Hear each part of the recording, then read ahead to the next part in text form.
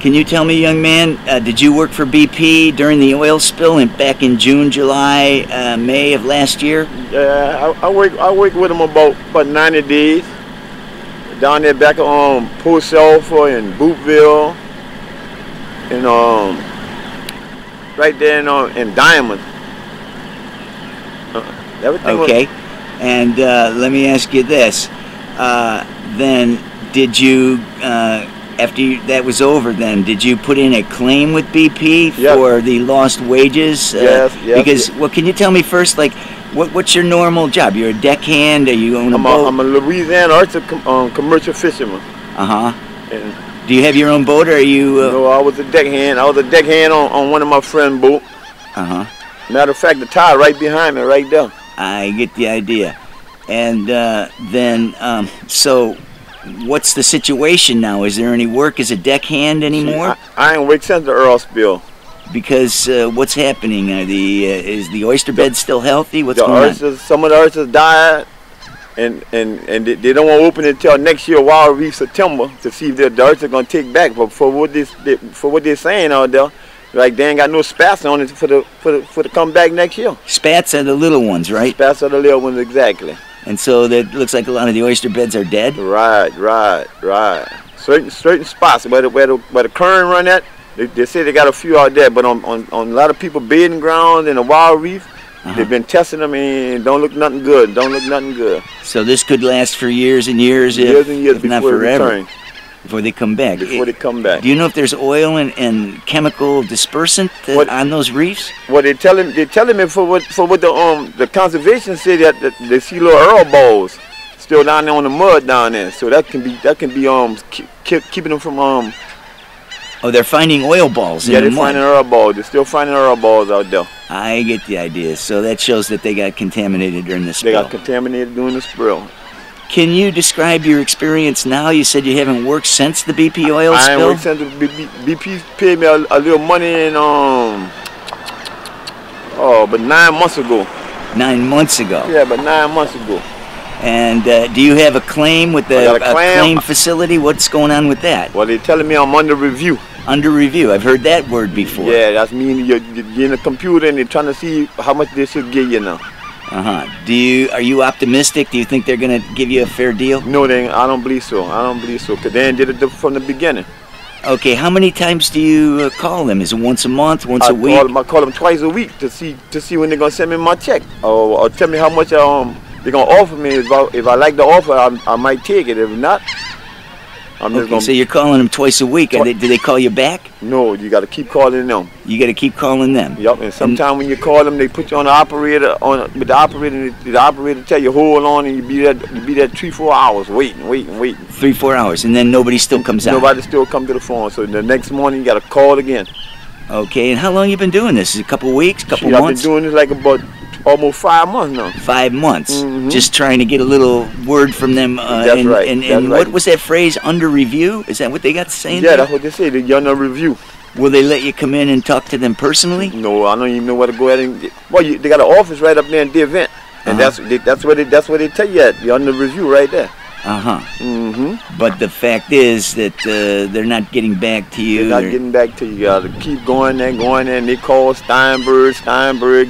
Tell him, well, if he can't wait till the under review, sign us the final notice for $5,000. Ain't nobody taking no $5,000. $5,000. It's kind of hard to keep you and your family alive over a course of a year with $5,000. $5,000 wouldn't even last me 3 weeks. You can't pay your gas and your mortgage and your rent. And, that's right. And food. Exactly. And I got about 7 little grandchildren. I understand. You got family that depending on you. That's right. And mouths to feed. Let me ask you this now. In your opinion, is BP treating you fairly? No, not at all. Well, on the TV ads, they got it out that they're paying everybody off. They're meeting their obligations. They're cleaning up the Gulf, and everything's hunky-dory. How are the people, like your friends and everything? The people down here living with extension cords from one family to the next family trailer. Until they get their check, and the people getting tired of that. The electric bill on them other people going higher and higher. Them people going to disconnect them in a little while. I can bring you to about 50 houses out there. Y'all gonna see extension cord running from one house to another house. Oh, because they're disconnecting the power on the people because they can't pay the power bill. Right, exactly. Can't pay the insurance. They can't ride the corner road. They ain't got no insurance. You got no insurance. Got no probably having trouble putting gas in the tank too. See, they're gonna lose their houses in a little while. People are actually about to lose their houses. Yeah. If they don't pay the notes. That's right. The bank's gonna take them away. They're gonna take it away. And they'll be homeless. And they're gonna be homeless. Okay. What's your feelings toward BP? You must have some resentment I hate toward them. You hate them? I hate them. I hate them because they're messing over people. They're lying saying they're taking care of people down here and they're not. They're not taking care of... This is just in Point a la Hatch, or is this all over Louisiana? It's all over Louisiana. Point a la Hatch, Diamond, City Price, Post Alpha, Bookville. Yeah, a lot of people. Hopedale. You know more than just a couple, it sounds like, yeah, that are experiencing I know a lot. I know a whole lot. Let me ask you this. Is this just among the black people, or is this among white, black, Mexicans, everybody's suffering down here. Well, that isn't what I'm seeing on TV out in San Francisco. BP's putting out these ads saying everybody is getting paid off. They're happy as can be, and the Gulf is back to normal. It's like the oil spill didn't even happen. You're telling me the oyster beds are dead. The oyster beds are dead. They got 3 boats working out of there.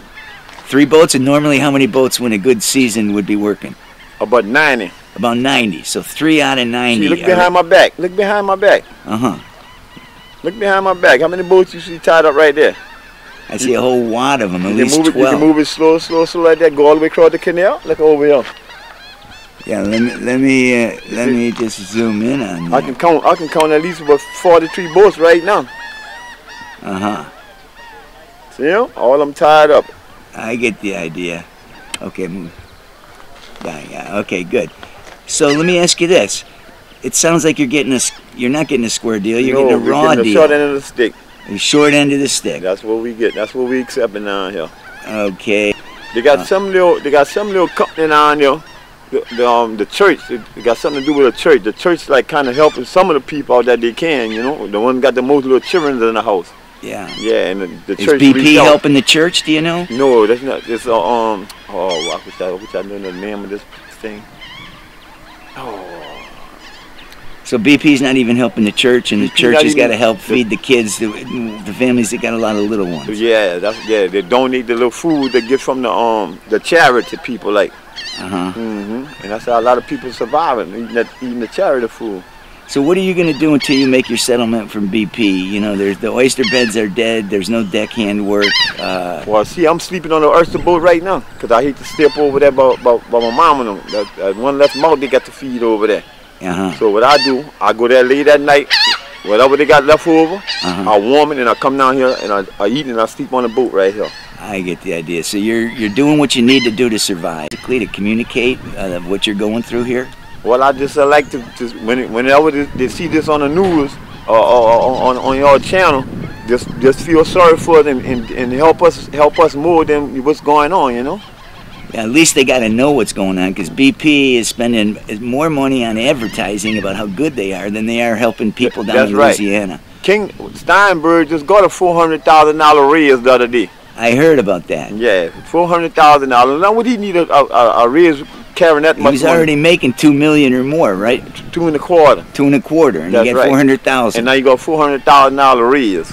Maybe that's why he's telling people no and giving them 5 cents on the dollar from what they deserve. He prolong, and the more he prolong, the more his money gonna go up. Yeah. And the time he get through getting enough money, he gonna want to resign and get out of there. Prolonging. That sounds like under review. Yep. That's the word they use, right? That's the word they use, exactly. Okay. Thank you very much. One other thing you might want to add before we wind this up? No, I can just say thank you. I thank you for interviewing us and coming out here from that long way to see what's going on and let everybody know how we starving out here in Plaquemines Parish. Thank you very much, young man. You're Appreciate welcome. it.